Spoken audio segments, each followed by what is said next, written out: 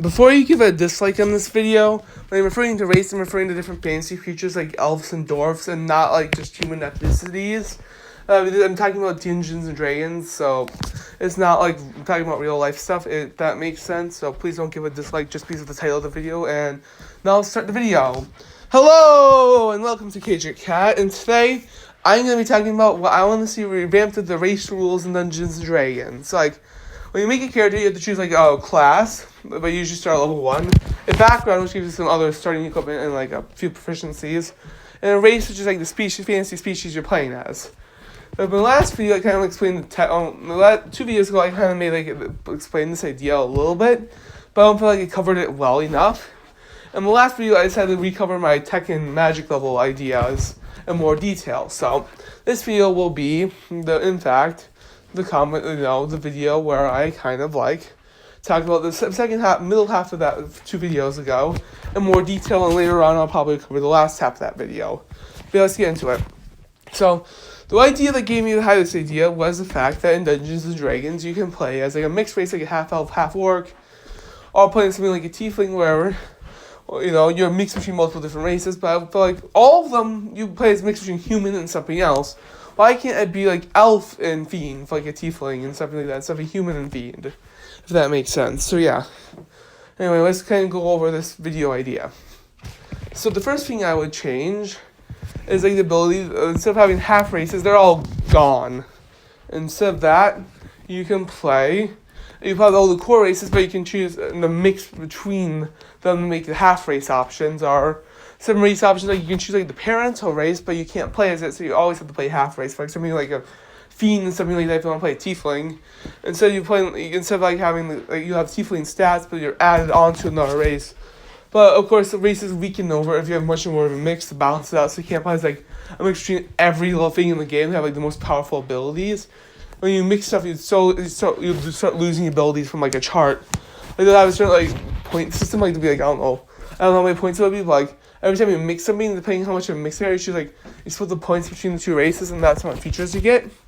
Which also includes sub-race features, because those cost the most points. So you typically be like the same race, like an elf, but you'd have choose different sub-race features, so you split those points a little bit, kind of like having multi-class and subclass idea would work, sort of. In the last video, but like you would mix like maybe a high elf and drow, and like you would only spend 15 points already spent in like your core race, like those features.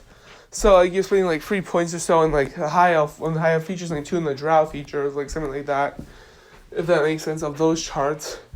So it's spending all 20 years just like high elf or something, you know what I mean, right? So so there's genetic weakening is a thing. So you can play as like a mix between 2 sub races of the same race if you wanted to, or like play like a human and an elf, instead of having like half elf stats in the new rulebooks. You would just have to mix like the 2 character options together, if that makes sense. Does that make sense? But yeah, you have that. They'll mix the 2 character options.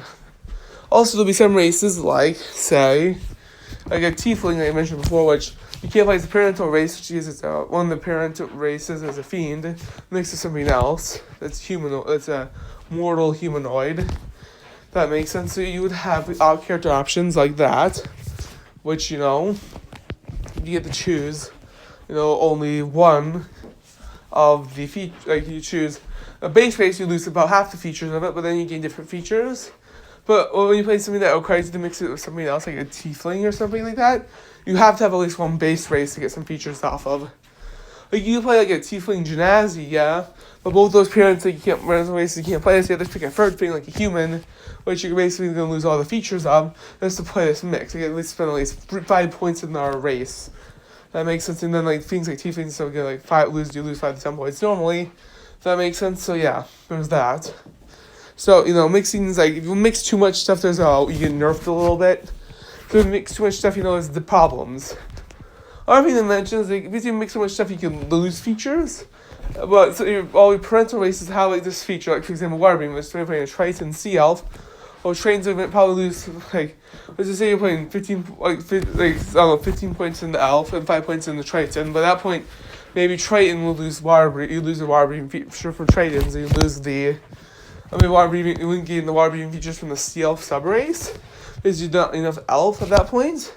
but because both your parents or rate characters had broader breathing, you just somehow get it even though you normally wouldn't get it because of genetic weakening. Because all of your parent races had a feature, but you wouldn't lose it because of the genetic weakening. But it makes sense to have the features. All your parents had it. You would keep that. You would get that feature. Just get it.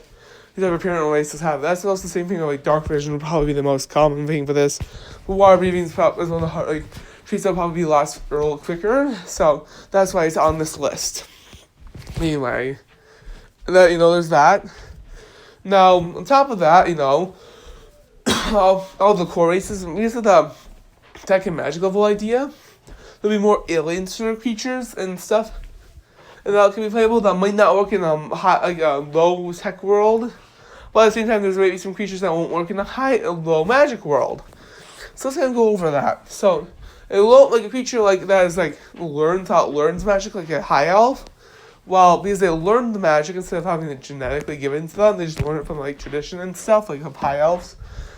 They can instead in a no magic world, and you're playing as a high elf. Instead, you can still gain a free cantrip, wizard cantrip. Instead, you get some other proficiency or something like that. Maybe something that was more technology based, because maybe a no magic, a high tech world, or something like that. If that makes sense to balance things out. Does that make sense? Anyway, but a creature like a gnome that has innate magic abilities, which innately knows. What's the spell called again? Minor illusion. They won't be able to play as it in the no magic world. Or like a dragonborn, which has a innate built-in magic ability. Or some base races wouldn't have an innate magic ability, but the sub race might have it.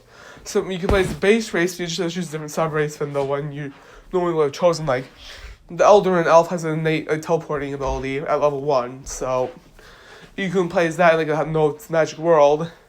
But there's that. But at the same time, there might be some races that only work in high technology, for example. You might have a robot dude.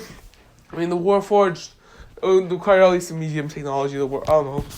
But Warforged make more sense because there's a mix between mechanics and biological stuff, and they also work in they were in Eberron, and that world actually has a reason for them being there. Because, people actually made them with magic. So they're more of a magical construct over, a mechanical construct. But yeah, let's just say it's playing something like a robot, that's not a Warforged, because Warforged actually has some biological parts in them. But instead you're playing as, a complete robot that uses technology to work instead of magic. Well, that wouldn't work in a lower technology world, because they wouldn't have, wires and stuff to make it work. That makes sense. A Warforged are more animated with magic and stuff, and they also have biological parts, which is the reason why they're affected by cure wounds. But yeah, there's that. Anyway, so things in some races might be blocked for some tech levels. The core races, which are humans, dwarves, halflings, and elves, should be able to work in the base ones at least.